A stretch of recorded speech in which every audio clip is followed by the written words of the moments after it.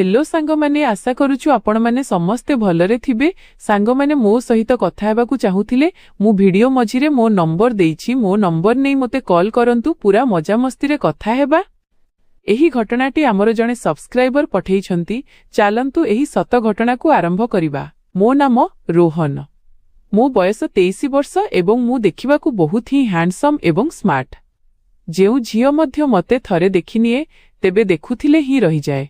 एक दिन निज काम सिलसिलारे मते पुणेरु बेंगालुरु जिबाकू पड़िला।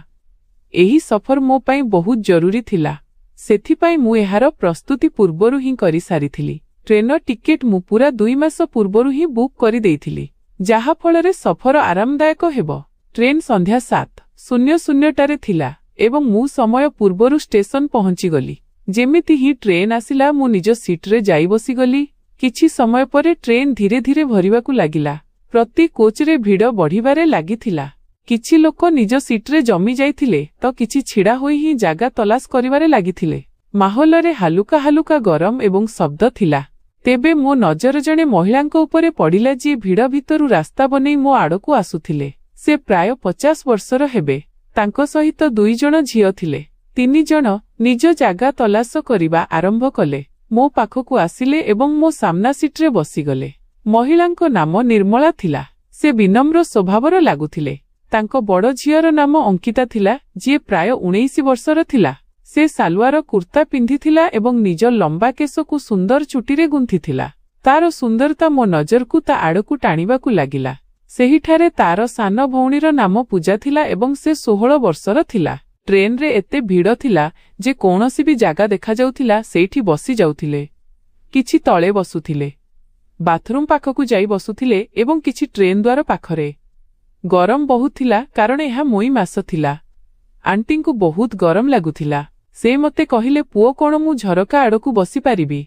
मते बहुत गरम लागुछि एवं मते बीपीर असुविधा अछि।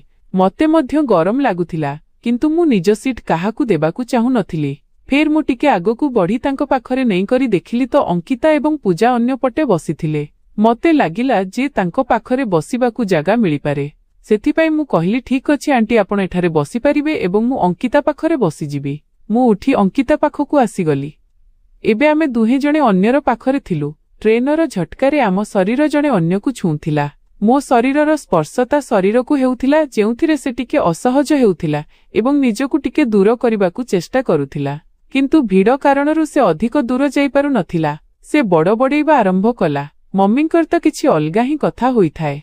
पापा कहूथिले जे एसी टिकेट बुक करंतु, किंतु मम्मी किछि सुनंती नाही। से कहिले, एसी रे तो श्वासरुद्ध हुए एवं एठारे तो मते गरम लागुछि। पुणी थरे टिके घुंचिबाकू चेष्टा करुथिला, किंतु जागा नथिला। मु ताकू कहिली, ट्रेन रे सबु बेले एमिति ही भीड़ होइथाए। थरे तो मु बाथरूम रे बसी पूरा यात्रा करिछि। एहा सुनी अंकिता एकदम बोलिला, आपण कोन कहुछंती? बाथरूम रे बसी यात्रा कले? बाथरूम रे केमिति बसी पारिबे? आपणको पाखरे टिकेट नथिला कि? मु कहिली, नाही, मु पूर्वरु टिकेट बुक करिथिली, किंतु एते भीड़ थिला जे मु निज सीट पर्यंत भी जाई पारु नथिली। से कहिला, एबे ते एते भीड़ अछि भाई, आपण एबे बाथरूम रे जाई बसी जांतु, टिके जागा बनिबो। एमिति कहि से मुठारु टिके जागा बनेइबाकू चेष्टा कला, किंतु जागा थिला ही नाही। एमिति ही 2-3 घंटा बीतीगला। ट्रेन रे बहुत गरम हेउथिला। अंकिता एवं आंटी जो पानी सांगरे आनिथिले ताहा सफर मझिरे ही शेष होईगला। गरम कारणरू सेमानंकू बारंबार शोष लागुथिला। दुहे बस परवर्ती स्टेशन रुकिबार बहुत अपेक्षा करुथिले। किछि समय परे ट्रेन एक छोटो स्टेशन रे रुकिला, किंतु दुर्भाग्यवशतः सेठारे कौनसी पानी किंबा कोल्ड ड्रिंक बिक्रीबा बाला नजर आसिले नाही। एहा देखि आंटी एवं अंकिता परेशान होईगले। गरम एवं शोष कारणरू अंकिता निजकू बहुत असहज अनुभव करुथिला। से निराश स्वरे कहिला, मते तो बहुत अजब लागुछि। जदि मते पानी न मिलिला तेबे एही गरमरे मु निश्चय बेहोश होईजिबी। ता स्वरे थक्कापण एवं अस्थिरता सफा देखा जाउथिला। ता अवस्था देखि मो भितरे किछि करिवार इच्छा जागी उठिला। मते लागिला कि कोनोसी प्रकारे पानी आनिबा उचित, किंतु समस्या एहा थिला जे ट्रेन रे एते भीड़ थिला जे द्वार पर्यंत पहुंचिबा मध्य कष्टकर हेउथिला। चारिआडे लोक छिड़ा होइथिले एवं रास्ता बनेइबा असंभव लागुथिला। किंतु तेबे मो नजर इमरजेंसी झरका उपरे पड़िला, जहा आम पाखरे ही थिला। मु तुरंत निष्पत्ति नेली। ମୁଁ ଝରକାର ଗ୍ରିଲକୁ ଉପରେ ଆଡ଼କୁ ଘୁଞ୍ଚେଇଲି ଏବଂ ନିଜ ବ୍ୟାଗକୁ ଅଙ୍କିତା ଏବଂ ପୂଜା ପାଖରେ ଛାଡ଼ି ଝରକାରୁ ବାହାରକୁ ଡେଇଁ ପଡ଼ିଲି। ଅଙ୍କିତା ଏବଂ ଆଣ୍ଟି ମୋତେ ଆଶ୍ଚର୍ଯ୍ୟରେ ଦେଖୁଥିଲେ। ବୋଧହୁଏ ଭାବୁଥିଲେ ଯେ ମୁଁ ଏମିତି କାହିଁକି କରୁଛି। ଷ୍ଟେସନରେ ଦୌଡ଼ି ଦୌଡ଼ି ମୁଁ ଶୀଘ୍ର ପାଣି ବୋତଲ ଏବଂ ଏକ ଥଣ୍ଡା କୋଲ୍ଡ ଡ୍ରିଙ୍କ କିଣିଲି। ଝାଳରେ ଜୁଡୁବୁଡୁ ହୋଇ ମୁଁ ଇମର୍ଜେନ୍ସି ଝରକା ପାଖକୁ ଫେରିଆସିଲି ଏବଂ ସେହି ଝରକାରୁ ଭିତରକୁ ଚଢ଼ିଗଲି। ଯେମିତି ହିଁ ମୁଁ ଭିତରେ ପହଞ୍ଚିଲି, ମୁଁ ପାଣି ବୋତଲ ଏବଂ କୋଲ୍ଡ ଡ୍ରିଙ୍କ ଅଙ୍କିତା ଆଡ଼କୁ ବଢ଼େଇଲି। ତା ମୁହଁରେ ଆଶ୍ୱସ୍ତି ଏବଂ ଖୁସିର ଭାବ ଥିଲା। ସେ ତୁରନ୍ତ ପାଣି ବୋତଲ ନେଲା ଏବଂ ଏକ ଲମ୍ବା ଢୋକ ପିଇଲା। ତାପରେ ସେ ହାଲୁକା ଭାବେ ହସିକରି ମୋ ଆଡ଼କୁ ଦେଖିଲା ଏବଂ ମଜାକିଆ ଢଙ୍ଗରେ ବୋଲିଲା, ଥ୍ୟାଙ୍କ ୟୁ ବାଥରୁମ୍ ବାଲା। ତାର ଏହି କଥା ଶୁଣି ସେଠାରେ ବସିଥିବା ସବୁ ଲୋକ ଜୋରରେ ହସିବାକୁ ଲାଗିଲେ। ମୁଁ କହିଲି, ମୋତେ ବାଥରୁମ୍ ବାଲା କୁହ ନାହିଁ। ସମସ୍ତଙ୍କୁ ଲାଗିବ ଯେ ମୁଁ ବାଥରୁମ୍ ସଫା କରିବାକୁ ଆସିଛି। ସେ ବୋଲିଲା, ତେବେ ମୋତେ ତ ଆପଣଙ୍କ ନାମ ହିଁ ଜଣା ନାହିଁ। ତେବେ ମୁଁ ଆପଣଙ୍କୁ କ'ଣ କହିବି? ମୁଁ କହିଲି, ମୋ ନାମ ରୋହନ। ସେ ବୋଲିଲା, ଥ୍ୟାଙ୍କ ୟୁ ରୋହନ। ତୁମ କାରଣରୁ ଆମକୁ ପାଣି ଏବଂ କୋଲ୍ଡ ଡ୍ରିଙ୍କ ମିଳିଲା। ମୁଁ କହିଲି, ଇଟ୍ସ ଓକେ। ଟ୍ରେନ୍ ଚାଲିବାକୁ ଲାଗିଲା। ଝଟକା ସହିତ ମୋର ଏବଂ ଅଙ୍କିତାର ଶରୀର ହାଲୁକା ହାଲୁକା ଜଣେ ଅନ୍ୟକୁ ଛୁଇଁବାକୁ ଲାଗିଲା। ମୁଁ ଟିକେ ଅସହଜ ଅନୁଭବ କରୁଥିଲି, କିନ୍ତୁ ଅଙ୍କିତା ସମ୍ପୂର୍ଣ୍ଣ ସାଧାରଣ ଲାଗୁଥିଲା। ଟ୍ରେନର ଗତି ସହିତ ଏହି ସ୍ଥିତି ବନି ରହିଲା ଏବଂ ପ୍ରାୟ ଅଧା ଘଣ୍ଟା ବିତିଗଲା। ହଠାତ୍ ଅଙ୍କିତା ପୂଜା ଆଡ଼କୁ ନଇଁକରି ଧୀରେ କହିଲା, ୟାର ବିନା କାରଣରେ କୋଲ୍ଡ ଡ୍ରିଙ୍କ ଏବଂ ପାଣି ପିଇଲି। ଏବେ ମୋତେ ପ୍ରୋବ୍ଲେମ ହୋଇଗଲା। ମୋତେ ୱାଶରୁମ୍ ଯିବାର ଅଛି। ତା କଥା ଶୁଣି ପୂଜା ହସିଲା, କିନ୍ତୁ କିଛି କହିଲା ନାହିଁ। ଏହାପରେ ଅଙ୍କିତା ନିଜ ମା ଆଡ଼କୁ ବୁଲିଲା ଏବଂ ଟିକେ ସଙ୍କୋଚ ସହିତ କହିଲା, ମମି, ମୋତେ ୱାଶରୁମ୍ ଯିବାର ଅଛି। ଆଣ୍ଟି ପ୍ରଥମେ ତାକୁ ଧ୍ୟାନରେ ଦେଖିଲେ ଏବଂ ପୁଣି ଧୀରେ ମୁଣ୍ଡ ହଲେଇ କହିଲେ, ୟାଅ ଝିଅ। ଅଙ୍କିତା ଉଠିଲା ଏବଂ ଦ୍ୱାର ଆଡ଼କୁ ଯିବାକୁ ବଢ଼ିଲା। କିନ୍ତୁ ଯେମିତି ହିଁ ସେ ଦ୍ୱାର ଆଡ଼କୁ ଦେଖିଲା, ସେଠାକାର ସ୍ଥିତି ଦେଖି ଅଟକିଗଲା। ସେଠାରେ ଏତେ ଭିଡ଼ ଥିଲା ଯେ ଲୋକ ଚଟାଣରେ ବସିଥିଲେ ଏବଂ ରାସ୍ତା ସମ୍ପୂର୍ଣ୍ଣ ବନ୍ଦ ଥିଲା। କେହି ଛିଡ଼ା ହୋଇ ମଧ୍ୟ ଜଣେ ଅନ୍ୟ ସହିତ ଲାଗିକରିଥିଲା। ସେ ଫେରିଆସିଲା ଏବଂ ବିରକ୍ତ ହୋଇ ନିଜ ସିଟରେ ବସିଗଲା। ଅଙ୍କିତା ନିଜ ମାକୁ କହିଲା, ବହୁତ ଭିଡ଼ ଅଛି। ଲୋକ ତଳେ ହିଁ ବସିଛନ୍ତି। ଏମିତିରେ ୱାଶରୁମ୍ ପର୍ଯ୍ୟନ୍ତ ପହଞ୍ଚିବା ଅସମ୍ଭବ। ମୁଁ ଏଇସବୁ ଦେଖୁଥିଲି ଏବଂ ଶୁଣୁଥିଲି। ତା ଅସୁବିଧା ଦେଖି ମୋ ଦ୍ୱାରା ରହି ହେଲା ନାହିଁ। ମୁଁ ତାକୁ କହିଲି, କ'ଣ ହେଲା? ତୁମେ ୱାଶରୁମ୍ ଯାଇପାରିବ। ଯେଉଁମାନେ ବି ରାସ୍ତାରେ ବସିଛନ୍ତି ସେମାନେ ଉଠିଯିବେ ଏବଂ ରାସ୍ତା ଦେବେ। ତୁମେ ଚେଷ୍ଟା ତ କର। ଅଙ୍କିତା ମୋ ଆଡ଼କୁ ଦେଖିଲା ଏବଂ ହାଲୁକା ବିରକ୍ତି ସହିତ କହିଲା, ଆମେ କେମିତି ଯିବୁ? ସେଠାରେ ପ୍ରତି ଜାଗାରେ ଲୋକ ବସିଛନ୍ତି। କିଏ ଉଠିବ ଆମ ପାଇଁ? ଆଣ୍ଟି ମୋ ଆଡ଼କୁ ଦେଖିଲେ ଏବଂ କହିଲେ, ପୁଅ, କ'ଣ ତୁମେ ଏମାନଙ୍କ ସହିତ ଯାଇପାରିବ? ଏମାନଙ୍କୁ ସାହାଯ୍ୟ କର ଟିକେ। ମୁଁ ସହମତିରେ ମୁଣ୍ଡ ହଲେଇଲି ଏବଂ କହିଲି, ଠିକ୍ ଅଛି ଆଣ୍ଟି, ମୁଁ ଏମାନଙ୍କୁ ୱାଶରୁମ୍ ପର୍ଯ୍ୟନ୍ତ ନେଇଯାଉଛି। ଏହାପରେ ମୁଁ ଉଠି ଛିଡ଼ା ହେଲି ଏବଂ ଧୀରେ ଧୀରେ ଆଗକୁ ବଢ଼ିବାକୁ ଲାଗିଲି। ଅଙ୍କିତା ଏବଂ ପୂଜା ମୋ ପଛେ ପଛେ ଚାଲୁଥିଲେ। ମୁଁ ରାସ୍ତାରେ ବସିଥିବା ଲୋକଙ୍କୁ ଜଣ ଜଣ କରି ଧୀରେ ଧୀରେ ହଟିବା ପାଇଁ କହିଲି। ଆମେ ଯେମିତି ହେଲେ ୱାଶରୁମ୍ ପର୍ଯ୍ୟନ୍ତ ପହଞ୍ଚିଲୁ, କିନ୍ତୁ ସେଠାରେ ପହଞ୍ଚି ଜଣାପଡ଼ିଲା ଯେ ସବୁ ୱାଶରୁମ୍ ବ୍ୟସ୍ତ ଥିଲେ। ପ୍ରତି ଦ୍ୱାରରେ କେହି ନା କେହି ଛିଡ଼ା ହୋଇଥିଲା। ଅଙ୍କିତା ଏବଂ ପୂଜା ଦୁହେଁ ମୋ ଆଡ଼କୁ ଦେଖୁଥିଲେ, ମାନେ ପଚାରୁଥିଲେ କି ଏବେ କ'ଣ କରିବା। ସେତିକିବେଳେ ଏକ ୱାଶରୁମର ଦ୍ୱାର ଖୋଲିଲା ଏବଂ ଏକ ବ୍ୟକ୍ତି ବାହାରକୁ ବାହାରିଲେ। ମୁଁ ତୁରନ୍ତ ପୂଜାକୁ କହିଲି, ତୁମେ ପ୍ରଥମେ ୟା। ପୂଜା ଦ୍ୱିଧା ପ୍ରକାଶ କରି ଭିତରକୁ ପାଦ ବଢ଼େଇଲା। ଏବେ ମୁଁ ଏବଂ ଅଙ୍କିତା ୱାଶରୁମ୍ ପାଖରେ ଛିଡ଼ା ହୋଇଥିଲୁ। ଅଙ୍କିତା ବାରମ୍ବାର ଏପଟ ସେପଟ ଦେଖୁଥିଲା। ମୁଁ ମାହୋଲକୁ ଟିକେ ହାଲୁକା କରିବା ପାଇଁ ହସିକରି କହିଲି, ଭଲ ହେଲା ଯେ ତୁମେ ନିଜ ମାଆଙ୍କୁ କହିଲ, ନଚେତ୍ ତୁମେ ତ ବସ୍ ସିଟ୍ରେ ବସି ହିଁ ପରେଶାନ ହେଉଥାନ୍ତ। ଅଙ୍କିତା ମୋ ଆଡ଼କୁ ଦେଖିଲା ଏବଂ ହାଲୁକା ଭାବେ ହସିଦେଲା। ତେବେ ଏକ ପୁଅ ଅଙ୍କିତାକୁ ଚାହିଁ ରହିଥିଲା। ମୋତେ ବହୁତ ରାଗ ଆସିଲା। ମୁଁ କହିଲି, ଆରେ ଭାଇ, କ'ଣ ତୁମେ ଜୀବନରେ କେବେ ଝିଅ ଦେଖିନି କି? କ'ଣ ତୁମେ ଆଦିବାସୀ ଜମାନାରୁ ଆସିଛ କି? କେବେ କୌଣସି ଝିଅ ଦେଖିବାକୁ?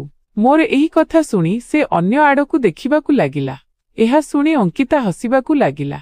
ଏହାପରେ ଏକ ଅନ୍ୟ ବାଥରୁମରୁ ଏକ ଲୋକ ବାହାରକୁ ଆସିଲା ଏବଂ ଅଙ୍କିତା ସେହି ବାଥରୁମକୁ ଚାଲିଗଲା।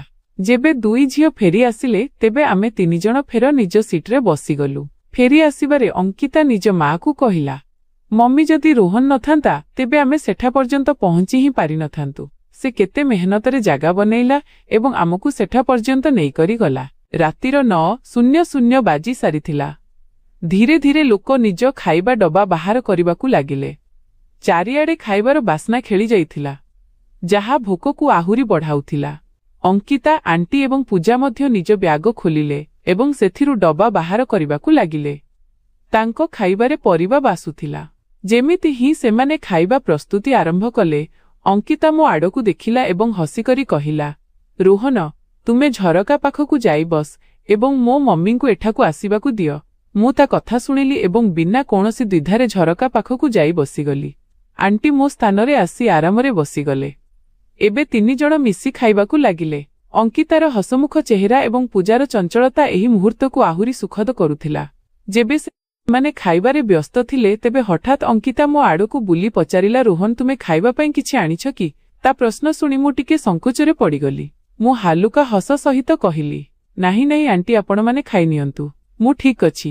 ଏହା ଶୁଣୁ ଶୁଣୁ ଅଙ୍କିତା ନିଜ ଆଖିରେ ହାଲୁକା ଦୁଷ୍ଟାମି ଆଣି କହିଲା, ଆରେ ଆମେ ତୁମକୁ ଖୁଆଉ ନାହୁଁ, ଆମେ ତ ବସ୍ ଏହା ପଚାରୁଛୁ ଯେ ତୁମେ ଖାଇବା ପାଇଁ କିଛି ଆଣିଛ କି ନାହିଁ। ଏବେ ମୁଁ ଟିକେ ସହଜ ହେଲି ଏବଂ ଜବାବ ଦେଲି, ହଁ ମୁଁ କିଛି ଆଣିଛି ତ, କିନ୍ତୁ ମୁଁ ଆପଣମାନଙ୍କ ମଝିରେ କେମିତି ଖାଇପାରିବି? ଅଙ୍କିତା ମୋ ଆଡ଼କୁ ଦେଖିଲା ଏବଂ ଚିଢ଼େଇବା ଅନ୍ଦାଜରେ କହିଲା, ଆରେ ଏମିତି କ'ଣ ଆଣିଛ ଯାହା ଆମ ସହିତ ଖାଇପାରିବ ନାହିଁ? ମୁଁ ଟିକେ ଦ୍ୱିଧା ସହିତ କହିଲି, ମୁଁ ବିରିୟାନୀ ଆଣିଛି, ଚିକେନ ବିରିୟାନୀ। ଏହା ଶୁଣୁ ଶୁଣୁ ଅଙ୍କିତାର ଆଖି ଚମକି ଉଠିଲା। ସେ ଉତ୍ସାହିତ ହୋଇ କହିଲା, ଆରେ ବାହ, ମତେ ତ ବିରିୟାନୀ ବହୁତ ପସନ୍ଦ, କିନ୍ତୁ ମୋ ମମି ବିରିୟାନୀ ଖାଆନ୍ତି ନାହିଁ। ଆମେ ଦୁହେଁ ତ ବିରିୟାନୀର ବହୁତ ସୌକିନ। ଏହାପରେ ସେ ନିଜ ମମିଙ୍କ ଆଡ଼କୁ ବୁଲି କହିଲା, ମମି, ତୁମେ ଝରକା ପାଖକୁ ଯାଇ ବସ ଏବଂ ରୋହନକୁ ଏଠାକୁ ଆସିବାକୁ ଦିଅ। ଆଣ୍ଟି ହାଲୁକା ହସ ସହିତ ସମ୍ମତି ଦେଲେ ଏବଂ ଝରକା ପାଖକୁ ଯାଇ ବସିଗଲେ। ଏବେ ମୁଁ ନିଜ ପୁରୁଣା ଜାଗାକୁ ଫେରିଆସିଲି ଏବଂ ଅଙ୍କିତା ଏବଂ ପୂଜା ମଝିରେ ବସିଗଲି। ଅଙ୍କିତା ହସିକରି କହିଲା, ଚାଲ ଏବେ ନିଜ ବିରିୟାନୀ ବାହାର କର, ଦେଖିବା କେମିତି ଅଛି। ମୁଁ ନିଜ ବ୍ୟାଗ ଖୋଲିଲି ଏବଂ ସେଥିରୁ ବିରିୟାନୀର ଡବା ବାହାର କଲି। ତାର ବାସ୍ନା ପୁରା ଡବାରେ ଖେଳିଗଲା। ଅଙ୍କିତା ତୁରନ୍ତ କହିଲା, ବାହ, ଏହା ତ ବହୁତ ଭଲ ଲାଗୁଛି, ଚାଲନ୍ତୁ ଏବେ ଏହାକୁ ଆମେ ତିନିଜଣ ମିଶି ଖାଇବା। ମୁଁ ଟିକେ ଦ୍ୱିଧା ସହିତ କହିଲି, କିନ୍ତୁ ଏହା ଯଥେଷ୍ଟ ହେବ ନାହିଁ, ଆପଣମାନେ ପ୍ରଥମେ ନିଜ ଖାଇବା ଖାଇନିଅନ୍ତୁ। ଅଙ୍କିତା ହସିକରି କହିଲା, ଆରେ ଚିନ୍ତା କର ନାହିଁ, ଆମେ ସବୁ ମିଶି ଖାଇବା। ବିରିୟାନୀ ସେୟାର କରିବାରେ ହିଁ ତ ମଜା ଅଛି। ଖାଇବା ପରେ ଆମେ ଶୋଇବା ପାଇଁ ପ୍ରସ୍ତୁତି କରିବାକୁ ଲାଗିଲୁ। ଆଣ୍ଟିଙ୍କ ଦେହ ଟିକେ ଅଧିକ ହିଁ ଖରାପ ହୋଇଯାଇଥିଲା। ସେ କହିଲେ, ମତେ ଯେମିତି ହେଲେ ଏବେ ଶୋଇବାକୁ ପଡ଼ିବ, ମୋ ଗୋଡ଼ ବହୁତ ବିନ୍ଧୁଛି ଏବଂ ଅକଡ଼ି ଯାଇଛି। ତେବେ ମୁଁ ଅଙ୍କିତାକୁ କହିଲି, ଅଙ୍କିତା, ଉପରର ସାମାନ ସିଟ୍ ତଳେ ରଖି ଆମେ ଦୁହେଁ ଉପରେ ବସିପାରିବା। ଏଠାରେ ଆଣ୍ଟି ଶୋଇପାରିବେ ଏବଂ ତଳେ ଚଟାଣରେ ପୂଜା ଶୋଇବ। ମା ଚଟାଣ ଆଣିଛି। ଏହାପରେ ଆଣ୍ଟି କହିଲେ, ପୁଅ, କିନ୍ତୁ ଏହା ତ ତୁମର ସିଟ୍, ଆମେ ଏହା କେମିତି କରିପାରିବୁ? ତେବେ ମୁଁ କହିଲି, ନାହିଁ ଆଣ୍ଟି, ଆପଣ ଶୋଇଯାଆନ୍ତୁ, ମତେ ଉପରକୁ ଯାଇ ବସିବାରେ କୌଣସି ପ୍ରୋବ୍ଲେମ୍ ନାହିଁ। ଆପଣ ଶୋଇଯାଆନ୍ତୁ, ନଚେତ୍ ଆପଣଙ୍କ ଦେହ ଖରାପ ହୋଇଯିବ। ଆଣ୍ଟି ତଳେ ଚଟାଣ ବିଛେଇ ପୂଜାକୁ ଶୋଇବାକୁ କହିଲେ ଏବଂ ସିଟ୍ରେ ଆଣ୍ଟି ଶୋଇଗଲେ। ଉପରର ସାମାନ ଆମେ ସିଟ୍ ତଳେ ରଖିଲୁ ଏବଂ ମୁଁ ଏବଂ ଅଙ୍କିତା ଉପରକୁ ଯାଇ ବସିଲୁ। ଆମ ଦୁହିଁଙ୍କୁ ଉପରେ କେହି ଦେଖୁନଥିଲେ। ମୋ ପାଖରେ ହିଁ ଅଙ୍କିତା ବସିଥିଲା। ଏବେ ରାତିର 1:00 ବାଜିଥିଲା। ଟିକେ ସମୟ ଆମେ ମୋବାଇଲ ଦେଖିବାକୁ ଲାଗିଲୁ। ଏହାପରେ ମୁଁ ମୋବାଇଲ ରଖିଦେଲି କାରଣ ମୋ ମନ ମୋବାଇଲରେ ଲାଗୁନଥିଲା। ମୋ ମନ ତ କେଉଁଠି ଅନ୍ୟ ଜାଗାରେ ହିଁ ଥିଲା। ତେବେ ଅଙ୍କିତାର ଆଖି ଲାଗିଗଲା ଏବଂ ସେ ମୋ କାନ୍ଧରେ ନିଜ ମୁଣ୍ଡ ରଖିଦେଲା ଏବଂ ଶୋଇବାକୁ ଚେଷ୍ଟା କଲା। ଏହାପରେ ଟିକେ ସମୟରେ ସେ ଉଠିଗଲା। ସେ ମୋ କାନ୍ଧରେ ମୁଣ୍ଡ ରଖିଥିବା ଦେଖି ମତେ ସୋରି କହିଲା। ମୁଁ କହିଲି, କୌଣସି ପ୍ରୋବ୍ଲେମ୍ ନାହିଁ, ତୁମେ ନିଜ ମୁଣ୍ଡ ମୋ କାନ୍ଧରେ ରଖିପାରିବ ଏବଂ ଆରାମରେ ଶୋଇପାରିବ। ଏହାପରେ ଅଙ୍କିତା ମୋ କାନ୍ଧରେ ମୁଣ୍ଡ ରଖି ଶୋଇଗଲା। ମୁଁ ଦେଖିଲି ଯେ ସେ ଶୋଇଯାଇଛି। ଶୋଇବା ସମୟରେ ସେ ଯେମିତି ପଡ଼ି ନଯାଉ, ସେଥିପାଇଁ ମୁଁ ନିଜ ହାତକୁ ପଛକୁ ନେଇ ତା ଅଣ୍ଟାରେ ରଖିଲି। ତେବେ ଅଙ୍କିତା ଜାଗିଗଲା ଏବଂ ସେ ମୋ ଆଡ଼କୁ ଦେଖିବାକୁ ଲାଗିଲା। ଆମ ଦୁହିଁଙ୍କ ହୃଦୟ ଜୋରରେ ଧଡ଼କଉଥିଲା। ତେବେ ଅଙ୍କିତା କହିଲା, ତୁମେ ଏହା କ'ଣ କରୁଛ? ଏମିତି କଲେ ମତେ ନିଦ ଆସିବ ନାହିଁ। ତେବେ ମୁଁ କହିଲି, ଶୋଇବା ଜରୁରୀ କି? ସେଥିରେ ସେ କହିଲା, କ'ଣ ତୁମକୁ ଏତେ ଭିଡ଼ରେ ଡର ଲାଗୁନାହିଁ? ମୁଁ କହିଲି, ଡର ତ ଲାଗେ, କିନ୍ତୁ ଏହି ଲୋକଙ୍କର ନୁହେଁ, ତୁମର। ତେବେ ସେ କହିଲା, ମତେ ଏମିତି ଲାଗୁନାହିଁ ଯେ ତୁମକୁ ମୋ ଚିନ୍ତା ଅଛି। ଫେର୍ ମୁଁ ତୁରନ୍ତ ନିଜ ହାତ ତା ଅଣ୍ଟାରୁ ହଟେଇ ନେଲି। ସେ କହିଲା, କୌଣସି କଥା ନାହିଁ, ବ୍ୟସ୍ତ ହୁଅ ନାହିଁ, କିନ୍ତୁ ଏହାଠୁ ଆଗକୁ ବଢ଼ ନାହିଁ।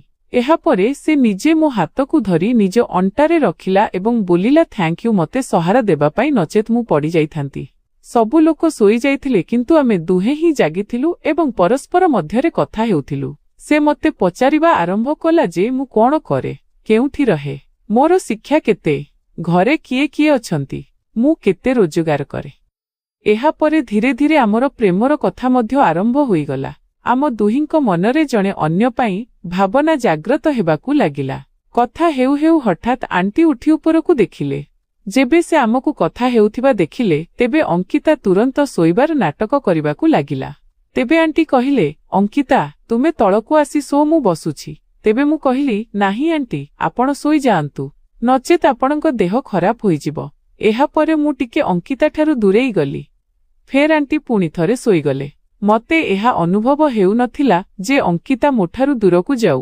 ଟିକେ ସମୟ ପରେ ଅଙ୍କିତା ମୋ ହାତ ଧରି ମତେ କହିଲା, ଶୋଇଗଲ କି ରୋହନ? ତେବେ ମୁଁ ମଧ୍ୟ ତା ହାତ ଧରିଲି ଏବଂ ଧୀରେ ଧୀରେ ସାଉଁଟିବାକୁ ଲାଗିଲି।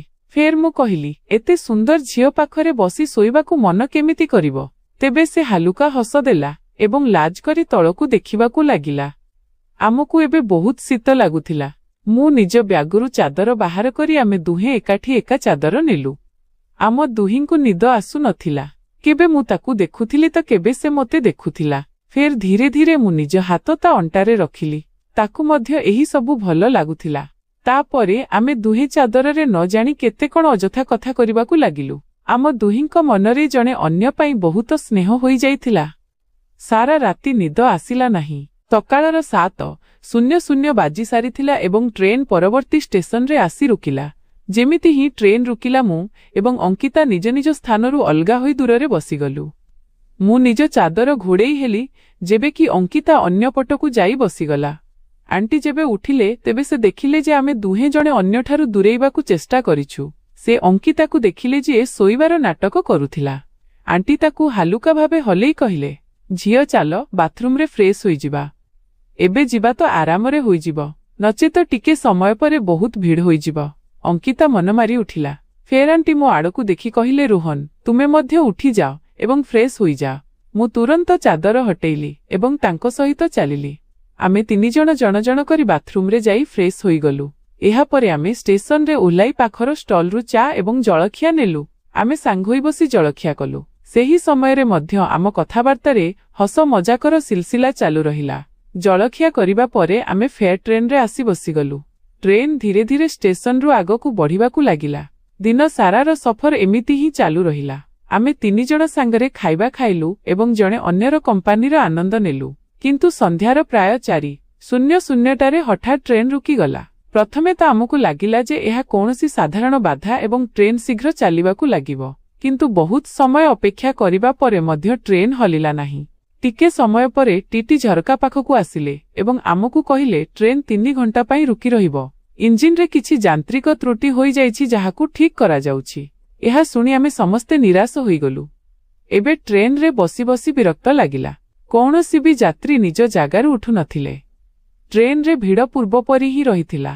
ଟିକେ ସମୟ ପରେ ଟ୍ରେନ୍ ଚାଲିବାକୁ ଲାଗିଲା ଏବଂ ରାତିର 10:00ଟାରେ ଟ୍ରେନ୍ ବେଙ୍ଗାଲୁରୁ ପହଞ୍ଚିଲା। ଷ୍ଟେସନରେ ଯେବେ ଟ୍ରେନ୍ ରୁକିଲା ତେବେ ଅଙ୍କିତା ଏବଂ ତା ପରିବାର ନିଜ ସାମାନ ନେଇ ପ୍ଲାଟଫର୍ମରେ ଓହ୍ଲାଇ ପଡ଼ିଲେ। ଅଙ୍କିତାର ପାପା ତାଙ୍କ ଅପେକ୍ଷା କରୁଥିଲେ। ସେ ଜଣେ ଶାନ୍ତ ଏବଂ ଗମ୍ଭୀର ବ୍ୟକ୍ତିତ୍ୱର ବ୍ୟକ୍ତି ଥିଲେ। ଯେମିତି ହିଁ ସେ ଆଣ୍ଟି ପୂଜା ଏବଂ ଅଙ୍କିତାକୁ ଦେଖିଲେ, ତାଙ୍କ ମୁହଁରେ ଚମକ ଏବଂ ଖୁସି ଦେଖାଗଲା। ସେ ଆଣ୍ଟିଙ୍କୁ କହିଲେ, ସଫର କେମିତି ଥିଲା? ଆପଣ ସବୁ ଠିକ୍ ଅଛନ୍ତି? ଆଣ୍ଟି ହସିକରି ଜବାବ ଦେଲେ, ହଁ ସଫର ଆରାମଦାୟକ ଥିଲା। ରୋହନ ନାମର ପୁଅଟି ବହୁତ ସାହାଯ୍ୟ କଲା। ସେ ବହୁତ ଭଲ ପୁଅ। ଏହାପରେ ସେ ମୋ ଆଡ଼କୁ ଦେଖିଲେ ଏବଂ ହସିକରି ବୋଲିଲେ, ଧନ୍ୟବାଦ ପୁଅ, ତୁମେ ମୋ ସ୍ତ୍ରୀ ଏବଂ ଝିଅମାନଙ୍କର ଏତେ ସାହାଯ୍ୟ କଲ। ମୁଁ ଦ୍ୱିଧା ସହିତ କହିଲି, କୌଣସି କଥା ନାହିଁ ଅଙ୍କଲ, ଏହା ତ ମୋର କର୍ତ୍ତବ୍ୟ ଥିଲା। ଯେମିତି ହିଁ ସେହି ଲୋକ କାର ଆଡ଼କୁ ବଢ଼ିବାକୁ ଲାଗିଲେ, ଅଙ୍କିତା ଟିକେ ପଛକୁ ବୁଲି ମୋ ଆଡ଼କୁ ଦେଖିଲା। ତା ଆଖିରେ ଗଭୀରତା ଏବଂ ଭାବନାର ସମୁଦ୍ର ଥିଲା। ମୁଁ ଏହି ମୁହୂର୍ତ୍ତକୁ ଏମିତି ହିଁ ଯିବାକୁ ଦେବାକୁ ଚାହୁଁନଥିଲି। ସେଥିପାଇଁ ମୁଁ ଦ୍ୱିଧା ସହିତ କହିଲି, ଅଙ୍କିତା ରୁହ।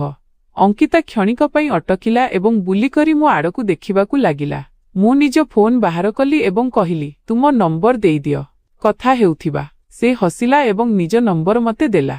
ମୁଁ ମଧ୍ୟ ନିଜ ନମ୍ବର ତାକୁ ଦେଲି। ଏହି ମୁହୂର୍ତ୍ତ ଆମ ମଝିରେ ଏକ ଅକୁହା ପ୍ରତିଶ୍ରୁତି ବନି ଯାଇଥିଲା। ସେହି ରାତିରେ ଘରକୁ ଫେରିବା ସମୟରେ ମୋ ମନରେ କେବଳ ଅଙ୍କିତାର ସ୍ମୃତି ଥିଲା। ତାର ହସ, ତାର କଥା ଏବଂ ଆମର ଟ୍ରେନ୍ ଯାତ୍ରା ସମୟରେ ବିତେଇଥିବା ପ୍ରତିଟି ମୁହୂର୍ତ୍ତ ମୋ ମୁଣ୍ଡରେ ଘୁରୁଥିଲା। ଏହା ପରର 6 ମାସ ଆମ ଜୀବନର ସବୁଠାରୁ ଖାସ୍ ଦିନ ଥିଲା। ଆମେ କଲ୍ ଏବଂ ମେସେଜ ମାଧ୍ୟମରେ କ୍ରମାଗତ ଭାବେ ଯୋଡ଼ି ହୋଇ ରହିଲୁ। ପ୍ରତିଦିନ ଆମର କଥାବାର୍ତ୍ତା ଘଣ୍ଟା ଘଣ୍ଟା ଚାଲୁଥିଲା। ଚାହେଁ ଦିନ ହେଉ କି ରାତି। ଆମ କଥାବାର୍ତ୍ତାରେ ଏକ ଅଲଗା ହିଁ ନିଜସ୍ୱପଣ ଏବଂ ଗଭୀରତା ଥିଲା। ଧୀରେ ଧୀରେ ଆମର ବନ୍ଧୁତା ପ୍ରେମରେ ବଦଳିଗଲା। ଏହି ସମୟରେ ମୁଁ ନିଜ କ୍ୟାରିୟରକୁ ନେଇ ବହୁତ ଗମ୍ଭୀର ହୋଇଯାଇଥିଲି। ମୁଁ ସ୍ଥିର କରି ନେଇଥିଲି ଯେ ଯେପର୍ଯ୍ୟନ୍ତ ମୋତେ ଏକ ଭଲ ଚାକିରି ମିଳୁନାହିଁ ସେ ପର୍ଯ୍ୟନ୍ତ ମୁଁ ଅଙ୍କିତାର ପରିବାର ସହିତ ବିବାହ କଥା କରିବି ନାହିଁ। ଶେଷରେ ମୋର ପରିଶ୍ରମ ଫଳ ଦେଲା ଏବଂ ମୋତେ ଏକ ଭଲ ଚାକିରି ମିଳିଗଲା। ମୋର ଦରମା 50,000 ଥିଲା ଏବଂ ମୋର ପାରିବାରିକ ସ୍ଥିତି ମଧ୍ୟ ଏବେ ଠିକ୍ ହୋଇସାରିଥିଲା। ମୁଁ ନିଜ ମନର କଥା ଅଙ୍କିତାର ପରିବାର ସାମ୍ନାରେ ରଖିବାକୁ ନିଷ୍ପତ୍ତି ନେଲି। ଏକ ଦିନ ମୁଁ ଅଙ୍କିତାର ଘରକୁ ଗଲି। ଆଣ୍ଟି ମୋତେ ଦେଖି ଖୁସି ହୋଇ ସ୍ୱାଗତ କଲେ ଏବଂ ତୁରନ୍ତ ଅଙ୍କିତାର ପାପାଙ୍କୁ ଡାକିଲେ। ଅଙ୍କିତାର ପାପା ମୋତେ ଦେଖି ବୋଲିଲେ, ହଁ ପୁଅ କେମିତି ଆସିବା ହେଲା? ମୁଁ ସାହସ ଜୁଟେଇ କହିଲି, ଅଙ୍କଲ, ମୁଁ ଅଙ୍କିତାକୁ ବିବାହ କରିବାକୁ ଚାହୁଁଛି। ଆମେ ଦୁହେଁ ଜଣେ ଅନ୍ୟକୁ ବହୁତ ଭଲ ପାଉ। ତାଙ୍କ ମୁହଁରେ ହାଲୁକା ଗାମ୍ଭୀର୍ଯ୍ୟ ଆସିଲା। ସେ ମୋତେ ବସିବାକୁ କହିଲେ ଏବଂ ପୁଣି ପଚାରିଲେ, ତୁମେ କ'ଣ କରୁଛ, କେଉଁଠି ରହୁଛ ଏବଂ ତୁମର ଦରମା କେତେ? ମୁଁ ସଚ୍ଚୋଟତାର ସହିତ ଜବାବ ଦେଲି, ଅଙ୍କଲ, ମୋର ଦରମା 50,000 ଟଙ୍କା। ମୁଁ ଏକ ଭଲ ଚାକିରିରେ ଅଛି ଏବଂ ମୋର ପାରିବାରିକ ସ୍ଥିତି ଏବେ ସ୍ଥିର। ଆଣ୍ଟି ଯିଏ ମୋତେ ପୂର୍ବରୁ ହିଁ ଜାଣିଥିଲେ ହସିକରି ନିଜ ସ୍ୱାମୀଙ୍କୁ କହିଲେ, ଏହି ପୁଅଟି ବହୁତ ଭଲ। ମୁଁ ଏହାକୁ ଟ୍ରେନରେ ଦେଖିଛି। ଏହା କେବଳ ଆମ ଝିଅମାନଙ୍କର ନୁହେଁ ବରଂ ଅନ୍ୟମାନଙ୍କର ମଧ୍ୟ ସାହାଯ୍ୟ କରେ। ତାଙ୍କ କଥା ଶୁଣି ଅଙ୍କିତାର ପାପା ମୋତେ କିଛି ମୁହୂର୍ତ୍ତ ଦେଖିଲେ। ଫେର ବୋଲିଲେ, କ'ଣ ତୁମେ ସତରେ ମୋ ଝିଅକୁ ଖୁସିରେ ରଖିପାରିବ? ମୁଁ ଆତ୍ମବିଶ୍ୱାସର ସହିତ କହିଲି, ଅଙ୍କଲ, ଅଙ୍କିତା ମୋ ଜୀବନର ସବୁଠାରୁ ଗୁରୁତ୍ୱପୂର୍ଣ୍ଣ ଅଂଶ। ମୁଁ ତାକୁ ପ୍ରତିଟି ସ୍ଥିତିରେ ଖୁସିରେ ରଖିବି। ତାଙ୍କ ମୁହଁରେ ହାଲୁକା ହସ ଆସିଲା ଏବଂ ସେ କହିଲେ, ଠିକ୍ ଅଛି। ଯଦି ତୁମେ ଦୁହେଁ ଜଣେ ଅନ୍ୟକୁ ଏତେ ଭଲ ପାଉଛ ତେବେ ମୋର କୌଣସି ଆପତ୍ତି ନାହିଁ। ଏହା ଶୁଣୁ ଶୁଣୁ ଅଙ୍କିତା ଏବଂ ମୋ ଖୁସିର ସୀମା ରହିଲା ନାହିଁ। ଶୀଘ୍ର ଆମର ବିବାହ ପ୍ରସ୍ତୁତି ଆରମ୍ଭ ହୋଇଗଲା। ଆମର ବିବାହ ବହୁତ ଧୁମଧାମରେ ହେଲା। ପରିବାର, ବନ୍ଧୁ ଏବଂ ସମ୍ପର୍କୀୟ ଏହି ଖାସ୍ ଦିନର ଅଂଶ ବନିଲେ। ସେହିଦିନ ମୋତେ ଅନୁଭବ ହେଲା ଯେ ଜୀବନ କେବେ କେବେ ସବୁଠାରୁ ସୁନ୍ଦର ଉପହାର ସେହିଠାରେ ହିଁ ଦେଇଥାଏ ଯେଉଁଠି ଆପଣ ତାକୁ ଖୋଜିବାର ଆଶା ମଧ୍ୟ କରିନଥାନ୍ତି। ଟ୍ରେନର ସେହି ଯାତ୍ରା ମୋ ପାଇଁ ଏକ ନୂଆ ଆରମ୍ଭ ଥିଲା। ସେହିଠାରେ ମୋତେ ମୋ ଜୀବନସାଥୀ ମିଳିଲା ଏବଂ ସେହି ସଫର ମୋ ଜୀବନକୁ ନୂଆ ଦିଗ ଦେଲା।